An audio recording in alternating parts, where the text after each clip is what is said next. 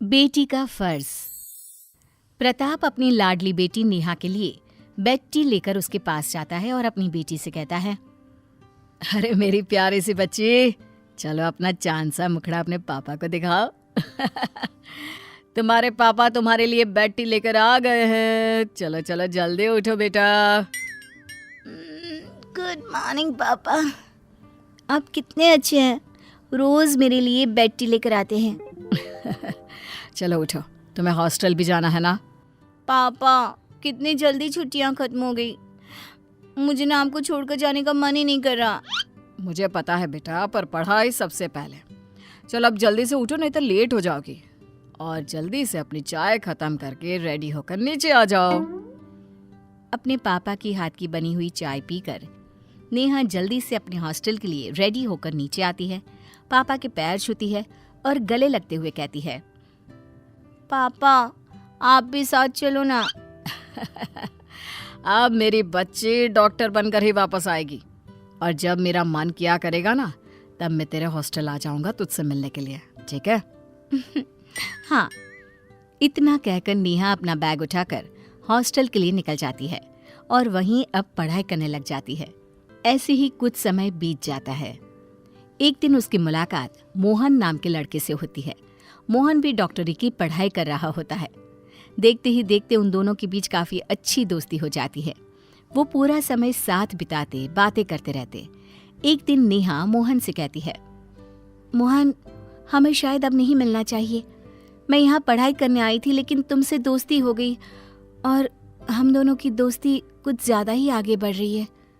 मुझे अपने करियर पर फोकस करना है। प्लीज तुम भी अपने करियर पर फोकस करो और मुझे भी करने दो। पर नेहा, पढ़ाई से हमारी दोस्ती का क्या लेना देना? हम पढ़ाई कर तो रहे हैं और हमारी दोस्ती एक जगह है। नहीं मोहन, अब हम एक दूसरे से बात नहीं करेंगे। नेहा की ये बात सुनकर मोहन चुपचाप वहां से चला जाता है। ऐसे ही कुछ दिन और गुजर जाते हैं, जिसके बाद मोहन नेहा के पास आता है और कहता है, नेहा, मैं तुमसे बहुत प्यार करता हूँ और मैं तुमसे शादी करना चाहता हूँ, और इसीलिए मैं तुम्हें अपनी माँ से मिलवाना चाहता हूँ। मोहन मैं... क्या नेहा, मुझे पता है तुम भी मुझसे प्यार करती हो, फिर दिक्कत क्या है? मोहन मैं तुमसे प्यार करती हूँ, लेकिन मैं यहाँ पहले अपने पापा का सपना पूरा करने आई हूँ, और वैसे भी पापा लव मैरिज के अगेंस्ट है। मैं चाहकर भी तुमसे शादी नहीं कर सकती। नेहा, तुम उस चीज की टेंशन मत लो, हम लोग तुम्हारे पापा को मना लेंगे। इतना कहकर मोहन और नेहा अपनी पढ़ाई करने के लिए अपने क्लास में चले जाते हैं। अगले ही दिन नेहा के पिता प्रताप नेहा से मिलने के लिए उसके हॉस्टल आते हैं, जहां वो नेहा को मोहन के साथ देखते हैं और बिना उससे बात किए वहां से चले जाते हैं। घर वापस पहुंचते ही प्रताप मोहन के बारे में सारी जानकारी निकलवाते हैं और प्रताप को नेहा और मोहन के बारे में सब कुछ पता चल जाता है। वहीं दूसरी तरफ नेहा की दोस्त प्रीति नेहा से कहती है, अरे नेहा, मैंने तुम्हारे पिता को देखा था, तुमसे मिलने आए थे क्या? क्या मेरे पापा यहाँ आए थे और बिना मुझसे मिले चले गए? नेहा को कुछ डाउट होता है। अब 2 दिन बाद नेहा अपने घर जाती है और पापा से मिलती है, जहां उसके पिता उसको देखकर कहते हैं, नेहा, वो लड़का कौन था तेरे साथ? कौन सा लड़का पापा? तुम्हें अच्छे से पता है मैं किसकी बात कर रहा हूँ। मोहन, कौन है वो? पापा मैं आपको बताने वाली थी। बस नेहा, मैंने तुम्हें इतने नाजों से पाल पोस कर बड़ा किया, तुम्हारी हर इच्छा, हर मांग पूरी की, तुम्हें कभी किसी चीज की कमी नहीं होने दी। जहां बोला उस कॉलेज में एडमिशन कराने के लिए जमीन आसमान एक कर दिए। किस लिए? ये दिन देखने के लिए। अच्छा हुआ आज तेरी माँ जिंदा नहीं है, अगर वो आज जिंदा होती तो जीते जी मर जाती। काश भगवान, मैं भी ये दिन देखने से पहले मर ही जाता। इतना बोलते ही प्रताप अपने दिल पर हाथ रखकर जमीन पर गिरकर बेहोश हो जाते हैं। नेहा अपने पिताजी की ये हालत देखकर जल्दी से हॉस्पिटल लेकर जाती है, जहां डॉक्टर उसे बताते हैं कि उसके पिताजी को दिल का दौरा पड़ा है। ये सुनकर नेहा हक्की बक्की रह जाती है। ये मैंने क्या कर दिया? आज मेरी वजह से पापा जिंदगी और मौत के बीच पहुंच गए। पापा ने माँ और पिता दोनों का फर्ज अच्छे से निभाया और मैं एक अच्छी बेटी भी नहीं बन पाई। अब मैं एक बेटी होने का फर्ज निभाऊंगी। मैं अपना करियर बनाऊंगी और पापा के सपनों को पूरा करूंगी। नेहा अपने पिता प्रताप के पास जाती है।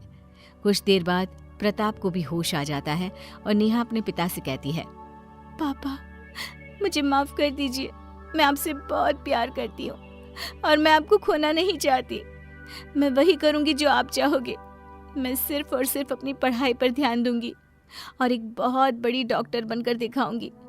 आपको मुझ पर नाज होगा। ये सुनकर प्रताप नेहा को गले से लगा लेता है। इसी तरह 5 साल बीत जाते हैं। अब नेहा एक बहुत बड़ी डॉक्टर बन जाती है और एक अच्छे से बहुत बड़े हॉस्पिटल में काम करने जाती है, जहां उसकी मुलाकात एक बार फिर से मोहन से होती है। मोहन को देखकर नेहा की पुरानी यादें ताज़ा हो जाती हैं और वो खुद के आंसुओं को रोक नहीं पाती। नेहा को देखकर मोहन उसके पास आता है और कहता है, इतने सालों बाद तुम्हें देखकर अच्छा लगा, लेकिन तुम रो क्यों रही हो? छोड़कर तो तुम ही गई थी ना। मैं तो आज भी वहीं खड़ा तुम्हारा इंतजार कर रहा हूं। मोहन, मुझे माफ कर दो।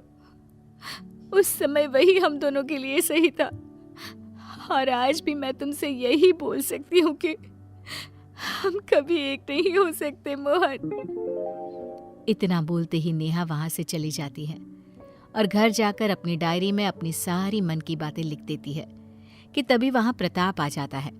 नेहा जल्दी से अपने आंसुओं को पोंछ लेती है और पिता से कहती है, पापा आप यहाँ? बेटा तू अब तक हॉस्पिटल नहीं गई? मैं हॉस्पिटल गई थी पापा, लेकिन कुछ काम याद आ गया इसलिए मैं आ गई। अच्छा मैं चलती हूँ। ये बोलकर नेहा वहां से चली जाती है। प्रताप अपनी बेटी की डायरी पढ़ लेता है, जिसके अगले ही दिन वो नेहा की शादी की बात शुरू कर देता है। नेहा भी अपने पापा की खुशी के लिए एक बार भी बिना कोई सवाल किए या लड़के की फोटो देखे बिना शादी के लिए हामी भर देती है। दिन बीतते हैं और शादी हो जाती है। अभी तक भी नेहा ने अपने पति का चेहरा नहीं देखा होता। शादी के बाद ससुराल पहुंचकर जब नेहा अपने कमरे में जाती है तो वहां मोहन को देख हैरान रह जाती है।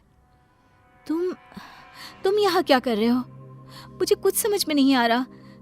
ये तुम्हारा घर है? कहीं मेरी शादी तुम्हारे भाई से तो नहीं होगी? मेरा कोई भाई नहीं है नेहा, और रही बात शादी की तो वो मेरी हुई है तुमसे। क्या? ये कैसे हो गया? जिस तरह तुमने अपनी बेटी होने का फर्ज निभाया, उसी तरह जब तुम्हारे पिताजी को पता चला कि हम दोनों आज भी एक दूसरे से कितना प्यार करते हैं, तो वो हमारे प्यार के आगे झुक गए और खुद आकर उन्होंने ये रिश्ता पक्का कर दिया और हम दोनों की शादी करवा दी। और तुम्हें कुछ भी नहीं बताने के लिए उनसे मैंने ही कहा था।